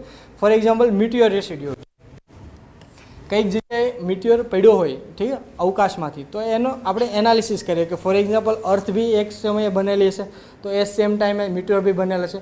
તો આપણે ઇનડાયરેક્ટ એવિડન્સ આપણે એવું કાઢી શકીએ કે ભાઈ મિટિયોરનું જે કમ્પોઝિશન છે, જે રોક સ્ટ્રક્ચર છે, રોકની એજીસ છે, ઠીક છે, તો સેમ ટુ સેમ એવું અર્થનું બી હોવું જોઈએ. ઠીક છે, તો એનું એનાલિસિસ કરીને આપણે ફાઇન્ડ આઉટ કરીએ કે ભાઈ અર્થનું સ્ટ્રક્ચર આવું હશે પ્રોબેબલી કદાચ. ઠીક છે, અને બીજું છે કે સિસ્મોગ્રાફી. સિસ્મોનો મતલબ શું થયો કે ભાઈ જે અર્થક્વેકના જે વેવ છે, અર્થક્વેકને પેટર્નને સ્ટડી કરવાની જે આખી બ્રાન્ચ છે ને એને સિસ્મોગ્રાફી કહેવાય. ઠીક છે, સિસ્મોલોજી કહેવાય, સોરી. હા, તો સિસ્મોલોજી તો મતલબ શું થયું કે અર્થક્વેકના જે વેવ છે ને એને યુઝ કરીને કંઈક પેટર્ન ફાઇન્ડ આઉટ કરવાની કે અર્થનું સ્ટ્રક્ચર આવું હોઈ શકે. ઠીક છે, તો એ એઝ અ મીન છે ઇનડાયરેક્ટ એવિડન્સનો. ઠીક છે, તો ફોર એક્ઝામ્પલ હવે એના પર જમ્પ કરીએ કે ભાઈ સૌથી પહેલાં અમુક જણાય કે મોડલ આપેલા કે ભાઈ આવું હોઈ શકે. ઠીક છે, તો તમે કદાચ આન્સર લખવાનું સ્ટાર્ટ કરો ને તો તમે એડવર્ડ સુસનું તમે સ્ટાર્ટ કરીએ કે ભાઈ જ્યારે બી પ્લેટ ટેક્ટોનિક થિયરી આવી અથવા ઇન્ટરનલ સ્ટ્રક્ચર આપણને ખબર પડ્યું તો એની પહેલાં એડવર્ડ સુઝ હતું કે જેણે આવું મોડલ આપેલું હતું, મતલબ એઝ અ ક્રિટિસિઝમ. પછી તમારે એકચ્યુઅલ વસ્તુ લખવાની કે ભાઈ એણે કીધું હતું ને એવું આ મોડલ હતું, એની લિમિટેશન આ છે અને એકચ્યુઅલમાં આ વસ્તુ છે. ઓલરાઈટ, તો તમે આ બધી વસ્તુ છે ને તમે લિમિટેશન દેખાડવા માટે તમે યુઝ કરી શકો. ફોર એક્ઝામ્પલ આપણને ખબર છે કે ભાઈ એડવર્ડનું વૈસે બી કંઈ કામનું નથી. ઠીક છે, પણ સ્ટીલ આપણે ભણવું એટલા માટે પડે કે જે આપણે આન્સર લખો ને એમાં તમે એઝ અ ક્રિટિસિઝમ યા તો ફિર ઇન્ટ્રોડક્શન તમે યુઝ કરી શકો. ફોર એક્ઝામ્પલ તો એડવર્ડનું મોડલ છે તે એણે શું કીધું કે ભાઈ લેયર્ડ મોડલ છે. આખે કોઈ જે અર્થનું સ્ટ્રક્ચર છે ને એ આખે આમ લેયરથી બનેલું છે કે 1 લેયર 2 લેયર ને 3 લેયર. ઠીક છે, તો એણે સૌથી પહેલું શું કીધું કે જે કોર છે ને જે નીચેનો સૌથી નીચેનો હોટ પાર્ટ એ છે ને નિકલ અને આયરનથી બનેલો છે, નિફે. ઠીક છે, જે એક પ્રકારે મેગ્નેટિક મટીરિયલ બી છે કે જે અર્થનું જે મેગ્નેટોસ્ફિયર છે, જે આપણું મેગ્નેટિઝમ છે, જે બે એલિમેન્ટના લીધે આવે છે એ કોણ છે? Nickel and ferrous. સેકન્ડ વસ્તુ કે ભાઈ આ બારનો પાર્ટ છે અર્થની બહારનો, કોરની બહારનો પાર્ટ. ઠીક છે, તો એ સીમાનો બનેલો છે. સીમા મતલબ સિલિકોન એન્ડ મેગ્નેશિયમ અને આઉટર લેયર છે જે ક્રસ્ટ બનેલું છે, જે હાર્ડ લિથોસ્ફિયર છે, એ કેનું બનેલું છે? સિયાલનું બનેલું છે કે સિલિકોન અને એલ્યુમિનિયમ. મતલબ કે સિયાલનું બને એલો મતલબ એવું નથી કે ખાલી સિલિકોન અને એલ્યુમિનિયમ જ છે. These are two most dominating element. બાકીના ઘણા બધા બી એલિમેન્ટ એમાં હોઈ શકે, પણ આ બે ખાલી છે ને ડોમિનેશનમાં છે કે 70-80%, 80-90% સિયાલ અને બનેલું છે. ઠીક છે, તો બાકીના જેટલા બી એલિમેન્ટ એનું બી હું તમને એક સ્લાઇડ દેખાડીશ કે તમે નોટ ડાઉન કરી શકો. હા, તો સિસ્મિક વેવ સ્ટડી કે ઇનિશિયલી છે ને વિધાઉટ સ્ટડી આપણે છે ને આવું બિલીવ કરેલું હતું એડવર્ડ શું છે કે આવું હોઈ શકે. ઠીક છે, પછી હવે જે સિસ્મિક સ્ટડી કરી તો એનાથી આપણને કંઈક ઇન્સાઇટ મળ્યા કે ભાઈ એકચ્યુઅલમાં આવું હોય છે.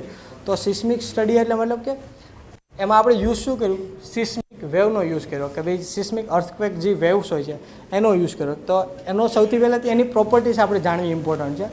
એ વેવ છે તો એની કેરેક્ટરિસ્ટિક્સ શું છે, એના પેટર્ન ઉપરથી જ આપણે કે ભાઈ અર્થનું સ્ટ્રક્ચર કેવું હોય છે. ફોર એક્ઝામ્પલ ઠીક છે, તો સિસ્મિક એવો હોય છે ને એને મીડિયમ જોઈએ આવવા માટે. જી બી એનો મતલબ શું છે?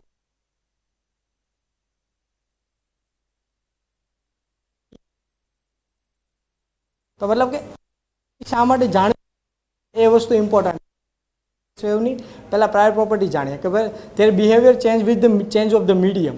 કઈ રીતે? ફોર એક્ઝામ્પલ એની સ્પીડ છે, પી વેવની સ્પીડ છે ને એ આવી હોય કે સોલિડમાં આવતી વધુ હોય, લિક્વિડમાં આવતી એનાથી ઓછી હોય અને ગેસમાં સૌથી ઓછી હોય. ઠીક છે, તો મતલબ એનો મતલબ શું થયો કે જે એની સ્પીડ છે, એનું બિહેવિયર છે એ ચેન્જ થાય એકોર્ડિંગ ટુ મીડિયમ ઓફ પાસેજ. ઠીક છે, પછી એના બે મોસ્ટ ઇમ્પોર્ટન્ટ વેવ ક્યાં છે કે પ્રાઇમરી પી વેવ અને સેકન્ડરી. ઠીક છે, હવે પી વેવ છે ને ટ્રાવેલ કરે ઓલ ધ મીડિયમમાંથી. આ વસ્તુ એક ફેક્ચ્યુઅલ વસ્તુ છે જે તમારે યાદ રાખવાની કે પી વેવ છે ને ઓલ ધ મીડિયમમાંથી પાસ થાય, સોલિડ, લિક્વિડ અને ગેસીસમાંથી. જ્યારે એસ વેવ છે ને ઓનલી સોલિડ અને ગેસમાંથી જ પાસ થાય છે. એનો મતલબ શું થયો કે કઈ જગ્યાએ એસ વેવ આપણને મળતું નથી પાસ, મતલબ આપણે એને છોડ્યું તો એ મળતું નથી. તેનો મતલબ શું થયો એ જગ્યાએ લિક્વિડ લેયર હોવું જોઈએ. ઇનડાયરેક્ટ મિનિંગ એ જ થયું કે જ્યાં જગ્યાએ એસ વેવ પાસ ન થાય તેનો મતલબ ત્યાં લિક્વિડ લેયર હોવું જોઈએ. ઠીક છે, તો આ બધા જે ડિડક્શન છે ને એ વસ્તુ યાદ રાખવાના છે. જ્યારે આપણે એનું સ્ટડીના જે આપણે ડાયાગ્રામ જોશું ને ત્યારે ખબર પડે છે. ફોર એક્ઝામ્પલ જો એસ વેવ છે, આ ફોકસ છે. ફોકસ મતલબ કે જે જગ્યાએથી આપણે સિસ્મિક વેવ રિલીઝ કર્યા. ફોર એક્ઝામ્પલ એસ વેવને સપોઝ આપણે રિલીઝ કર્યા, ઠીક છે, તો એ પ્રોપોગેશન થઈને આવી રીતે થયા, અહીંયા આવ્યા. અહીંયાથી અહીંયા આ કેટલો 105 ડિગ્રી છે અને સેમ વે હિયર અહીંયા બી 105 ડિગ્રી છે. અહીંયાથી એક બી આ બધા જેટલા બી ઝોન છે ને એમાં એક બી જગ્યાએ એસ વેવ નહીં મળતો. ઠીક છે, તો એને કેલ્ક્યુલેશન ફોર એક્ઝામ્પલ એક ક્વેશ્ચન તો અહીંયા એ આવશે કે ફોર એક્ઝામ્પલ અહીંયા આપણે એને રિલીઝ કર્યા તો એમ સીધા કેમ ના ગયા? વાઇડ ગેટ આવી રીતે કવ કઈ રીતે થઈ ગયા? Anyone know? No, not liquid. Liquid નથી ને યાર, આ તો આઉટર મેન્ટલ છે. નો એસનો કર્વ શું કામ થયા? જસ્ટ બીકોઝ કે જેમ જેમ આપણે નીચે જશું ને એમ ડેન્સિટી ચેન્જ થતી જશે. ઓલરાઈટ, જેમ ચેન્જ થશે હમણાં આપણે જોયું કે આગળ કે ભાઈ જેમ રીતે મીડિયમ ચેન્જ થશે એનો પેટર્ન ઓફ પાસેસ છે, એનો બિહેવિયર છે એ ચેન્જ. ઠીક છે, તો એનો મતલબ શું થયું?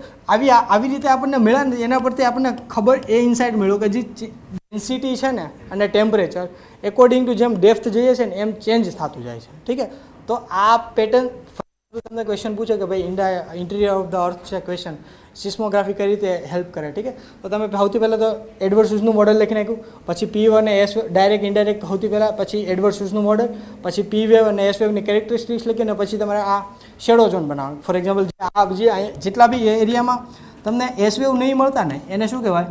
શેડો ઝોન કહેવાય. ઠીક છે, તો એસ વેવ શેડો ઝોન કેટલો છે? 105 ડિગ્રી ટુ 105 ડિગ્રી સુધી આખે આખો. ઓલરાઈટ, ઠીક છે, તો આ તમે ડાયાગ્રામ ડ્રો કર્યો અને પછી તમારે અહીંયા લખવાનું સ્ટાર્ટ કરવાનું કે ભાઈ આ વસ્તુ તમે મળી તો એનાથી તમને ઇનસાઇડ શું મળ્યું આ વસ્તુમાંથી. ફોર એક્ઝામ્પલ જો આ કવ થાય છે તો એનો મતલબ શું થયું કે ટેમ્પરેચર એન્ડ ડેન્સિટી ચેન્જ થાય છે અથવા ઇન્ક્રીઝ થાય છે જેમ જેમ આપણે બિલો ટુવાર્ડ્સ ધ કોર જઈએ છીએ. ઠીક છે, તો એક વસ્તુ એક જાણવા મળી. સેકન્ડ વસ્તુ શું થયું કે S 5 to 105માં જોવા જ નહીં મળતું. તેનો મતલબ શું થયો કે બિયોન્ડ 29 કિલોમીટર આ મેથ્સની કેલ્ક્યુલેશનથી આવશે 2900 એવું કંઈક લેયર હોવું જોઈએ લિક્વિડ લેયર. કે લિક્વિડ લેયરમાં હમણાં આપણે જોયું કે એસ છે લિક્વિડ લેયરમાંથી પાસ નહીં થાય. ઠીક છે, તો એનો મતલબ શું થયો કે આઉટ બિયોન્ડ 1900 કિલોમીટર કંઈક એવું લિક્વિડ લેયર હોવું જોઈએ. તેનો મતલબ શું થયું કે જે આઉટર કોર કેનો બનેલો હોવો જોઈએ? લિક્વિડનો બનેલો હોવો જોઈએ. ઠીક છે, તો આ ડિડક્શન છે ને, ડિડક્શન મોસ્ટ ઇમ્પોર્ટન્ટ છે. ખાલી ડાયાગ્રામ કરવો નથી, આન્સરમાં આ વસ્તુ ડિમાન્ડ વધુ એ કરશે. તો આ પી વેવનો એસ વેવનો ડાયાગ્રામ થયો. સેમ વે હવે આપણે પી વેવનું આપણે જોઈએ.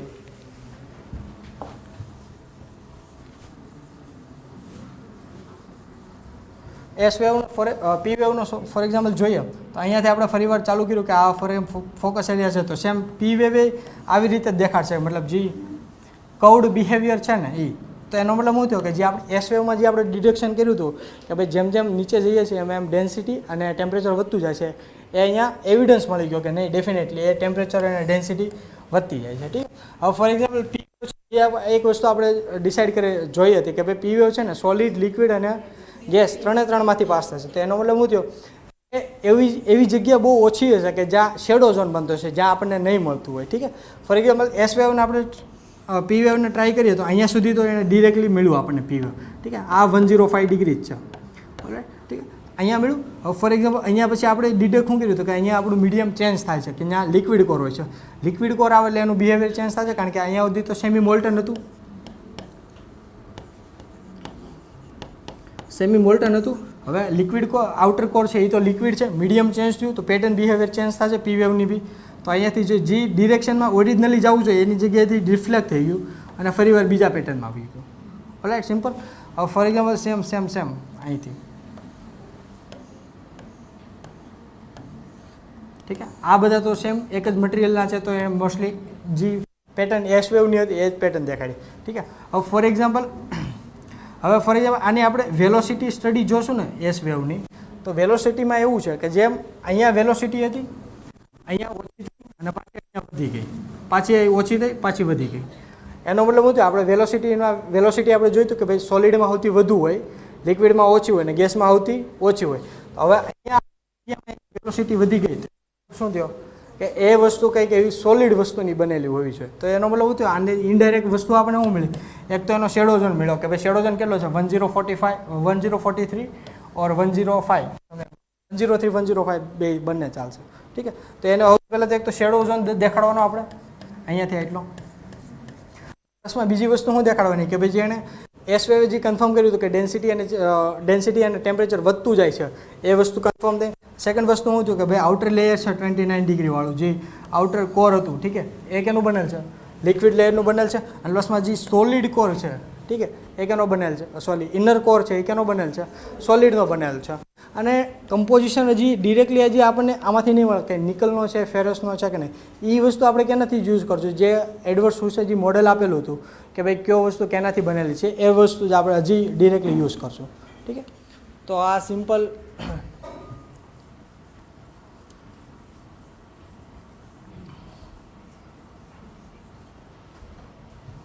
सिंपल डायग्राम है कि भाई केवुं होय। फॉर एक्जाम्पल आ कॉन्टिनेंट है, कॉन्टिनेंटल प्लेट, आ oceanic plate.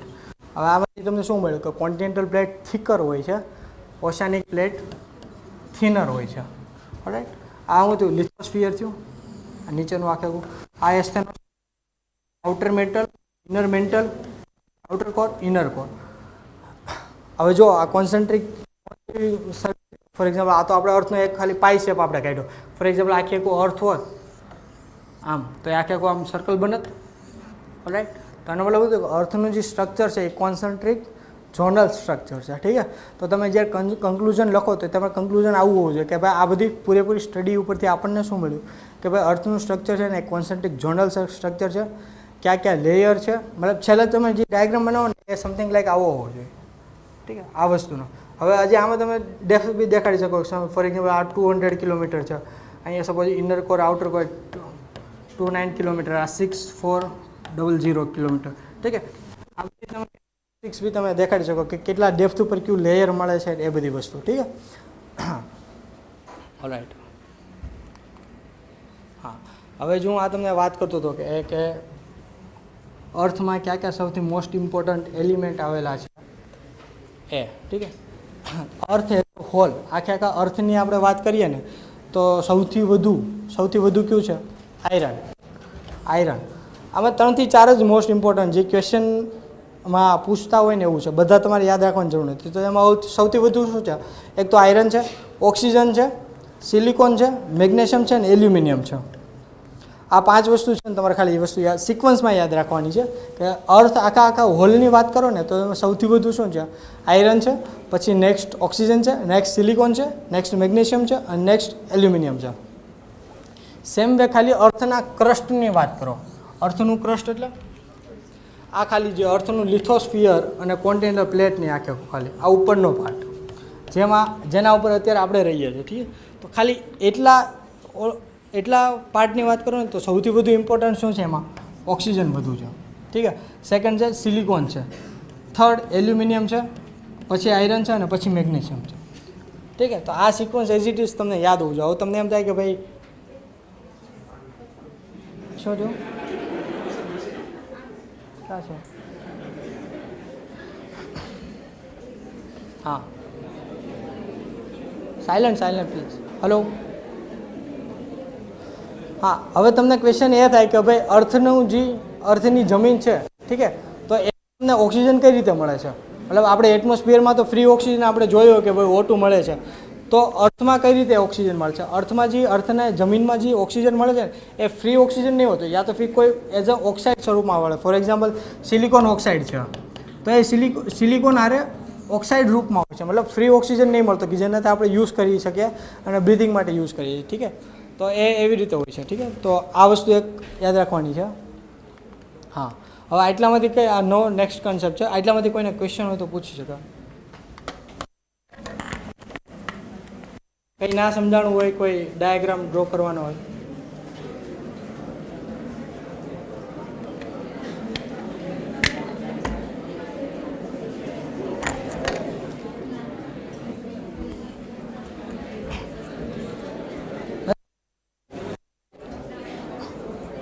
Alright, silent, last bench, silent યાર।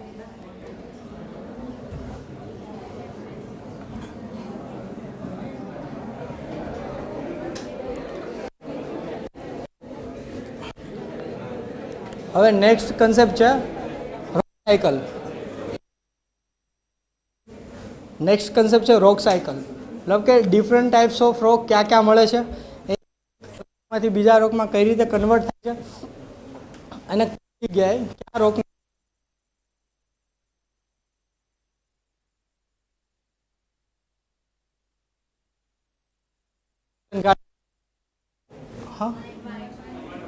હલો વેસ્ટર્ન ઘાટ છે એ અલગ સમથિંગ રોક્સના બનેલા છે, બધાનું રોક સ્ટ્રક્ચર અલગ। તો હવે સૌથી પહેલાં તો એ જાણવું ઇમ્પોર્ટન્ટ શું કામ છે કે કયા રોક્સ કયા પ્રકારના બનેલા છે, મતલબ કંઈક પર્પઝ તો હોવો જોઈએ ને, કારણ વગરની સ્ટડી શું કામ કરવી. ફોર એક્ઝામ્પલ હિમાલયા છે સેડિમેન્ટરી રોક્સના બનેલા છે. સેડિમેન્ટરી જનરલ હોય છે તો એમાં નાનકડી આવશે ને તો એમાં એવલાન્સ થશે, લેન્ડસ્લાઇડ થશે. ઠીક છે, તો મતલબ શું થાય કે જે જાણ થવી જોઈએ ને એ વધુ થશે. ઠીક છે, જે રોક હશે. ફોર એક્ઝામ્પલ સેમ કન્સેપ્ટ આપણે જે વેસ્ટર્ન ઘાટમાં જોઈએ તો વેસ્ટર્ન ઘાટ છે ને એક પ્રકાર પ્લુટોનિક રોક્સના બને, વોલ્કેનિક રોક્સ હોય છે એનું સોલિડિફિકેશન, અને એ રોક રોક કહેવાય. ઠીક છે, તો પ્લુટોનિક રોક્સના બને છે. જે પ્લુટોનિક રોક્સ હાર્ડ હોય છે, સ્ટેબલ હોય છે.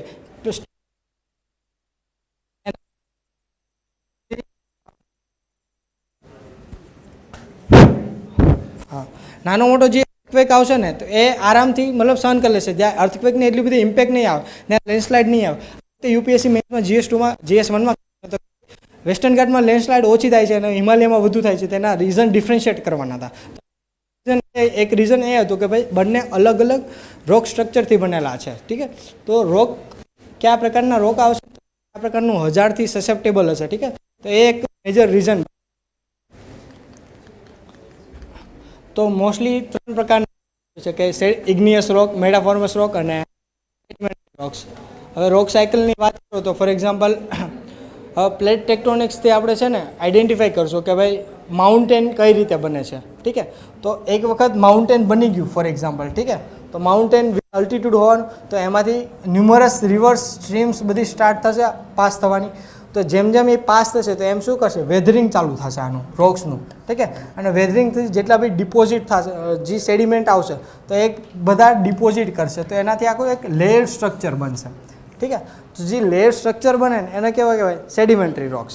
ઠીક છે, મતલબ હવે જે જગ્યાએ તમે ક્વેશ્ચન સપોઝ જીપીએસસીમાં આવશે ને તો આઈ થિંક રોક સ્ટ્રક્ચર ઉપર પર્ટિક્યુલરલી મેન્સમાં ક્વેશ્ચન આવવો ડિફિકલ્ટ છે. તો એ કન્ડિશનમાં તમારે ખાલી છે ને આ બધા પ્રિલિમ્સમાં કામ આવશે.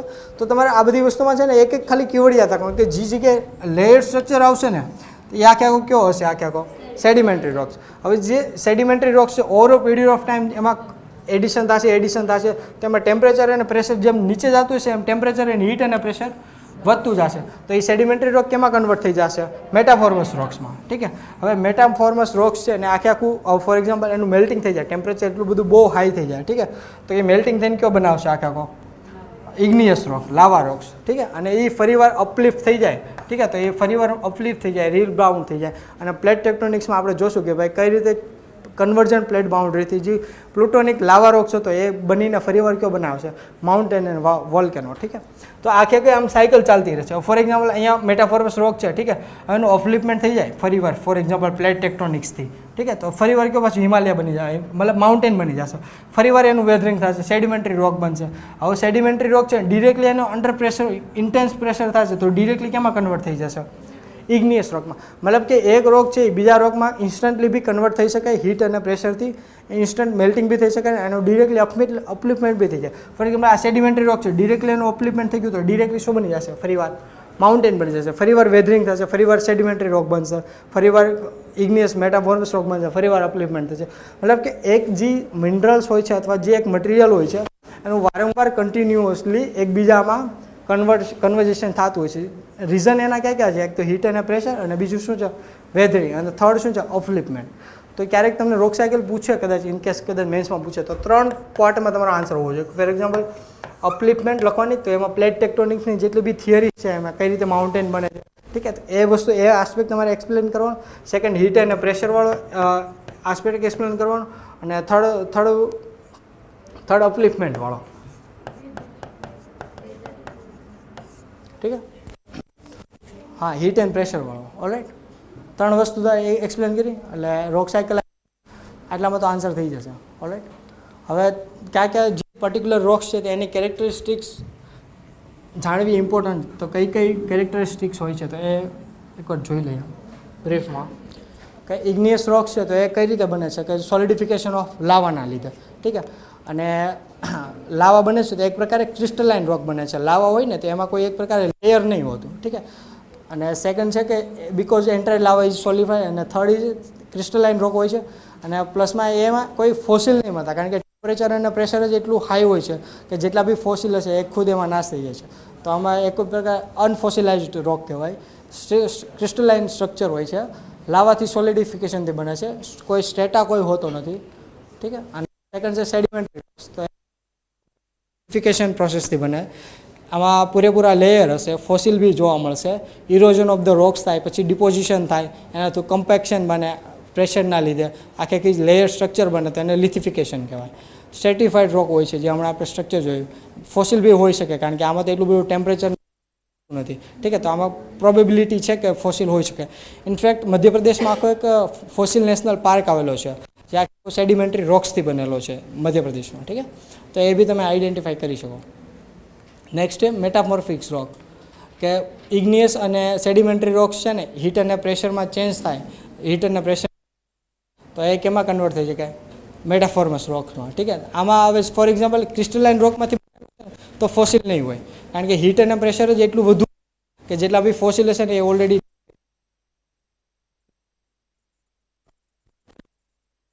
તો રોક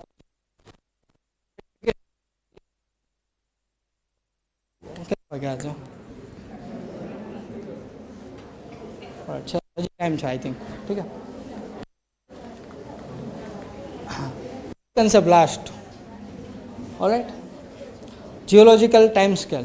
જીઓલોજિકલ ટાઈમ સ્કેલ મતલબ કે અર્થની હિસ્ટ્રી જોવાની છે કે ભાઈ પહેલાં કેવી હતી, અત્યારે કેવી છે. ફોર એક્ઝામ્પલ અત્યારે જે કોન્ટિનેન્ટ આપણે ડ્રો કર્યા હતા નોર્થ અમેરિકા, એ પ્રેઝન્ટ કન્ડિશન છે. એ પાસ્ટમાં આવી રીતે નહોતા, પાસ્ટમાં કંઈક અલગ જ કન્ડિશન હતી, ઠીક છે.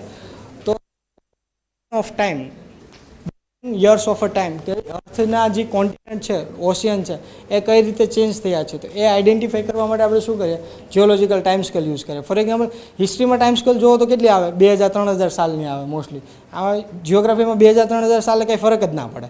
1 million year, 2 million year, 3 million year, એટલે તમે અંદાજિત બી લખો ને તો ચાલશે કે 500 મિલિયન યર પહેલાં આવું હતું, કોઈ જોવા નથી ગયું. અને એ બહુ વસ્તુ એવિડન્સથી એસ્ટાબ્લિશ બી નથી થયેલી, જસ્ટ બિકોઝ બધા એવિડન્સ અલગ અલગ એવિડન્સ ઉપરથી આઈડેન્ટિફાઈ કરેલું છે, ઠીક છે. તો મતલબ તમે કોઈ આન્સર લખો ને કે ભાઈ 200 મિલિયન યર અગો ઇન્ડિયા આ જગ્યાએ હતું, અથવા આફ્રિકા આ જગ્યાએ હતું, અને આવી કન્ડિશન હતી, તો એ મોરલેસ તમારે વેલ્યુ એડિશન કરે, ઠીક છે. તો એ માટે ઇમ્પોર્ટન્ટ છે. અને પ્લસમાં જે આગળની આપણે થિયરી ભણશું, continental drift theory, plate tectonic theory, ઠીક છે. તો એનું મેઇન બેઝિસ જ છે ને જીઓલોજિકલ ટાઈમ સ્કેલથી બનશે, ઠીક છે. તો સૌથી પહેલાં પ્રી કેમ્બ્રિયન પીરિયડ, કે 3.6 million year ago, billion year ago, ઠીક છે.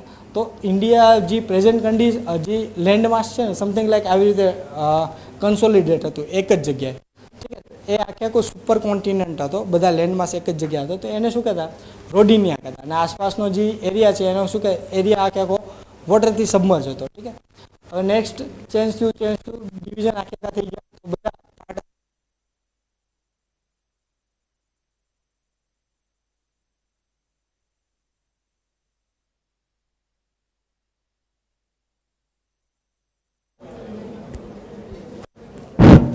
હલો હા, ક્વેશ્ચન કદાચ આવે ને ડ્રિફ્ટમાં, તો તમે એઝ એ ઇન્ટ્રોડક્શન લખી શકો કે ભાઈ પ્રી કેમ્બ્રિયન એરિયામાં જે લેન્ડ માસ હતું એક જોડે, તો એને રોડિનિયા કહેવાતું, ઠીક છે. તો એ પાછું બ્રેકઅપ થઈ ગયું ફર્ધર લોરેન્સિયા ગોંડવાનામાં, ઠીક છે.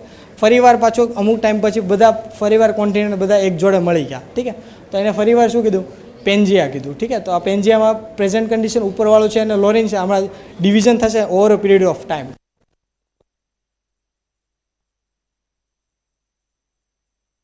તમે એક સાયકલ જોઈ, ફોર એક્ઝામ્પલ અહીંયા હતું કે આખે આખા જે કોન્ટિનેન્ટ હતા એક વાર જોડે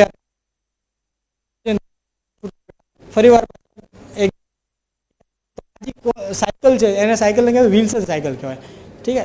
એમાં તો આઈ થિંક ફેમસ છે વિલ્સન સાયકલ, ઠીક છે. તો વિલ્સન સાયકલનો એનો મતલબ શું થયું કે over a period of time continent એકબીજાને જોડા બી સુપર કોન્ટિનેન્ટ બનશે, ફરીવાર ડિફરન્શિએશન થશે, ડિફરન્ટ પાર્ટ બનશે, અને ફરીવાર પાછા બી over a period of time ભેગા બી થશે.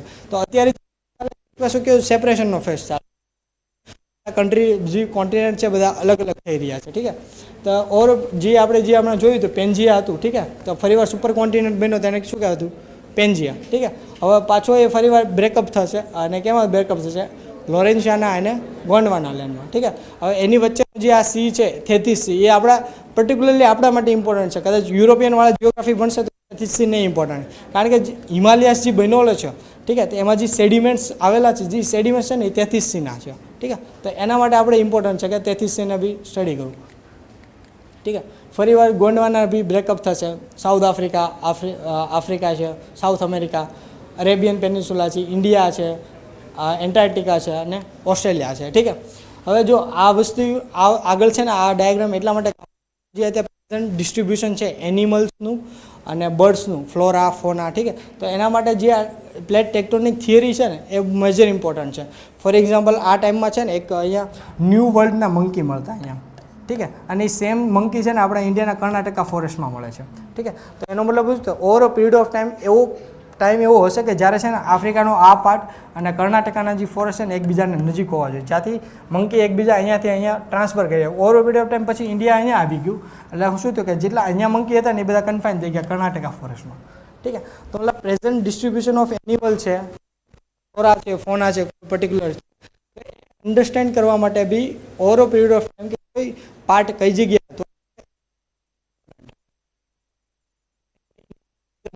કે ભાઈ ઇન્ડિયા એક અહીંયાથી ચાલુ કર્યું, અહીંયાથી નોર્થ ઇસ્ટ વાળું મૂવમેન્ટ ચાલુ કરી દીધી. ઓવર પીરિયડ ઓફ ટાઈમ ધીમે ધીમે કરીને કઈ જગ્યાએ એને કન્ડિશન કરી કે ભાઈ ડિરેક્ટલી યુરેશિયા થઈ ગયું. ઠીક છે. તો એનાથી ઓવર આગળ શું બન્યું, હિમાલય પાર્ટ બન્યો. એ આગળ આપણે ઇન્ડિયન જિયોગ્રાફીમાં જોશું.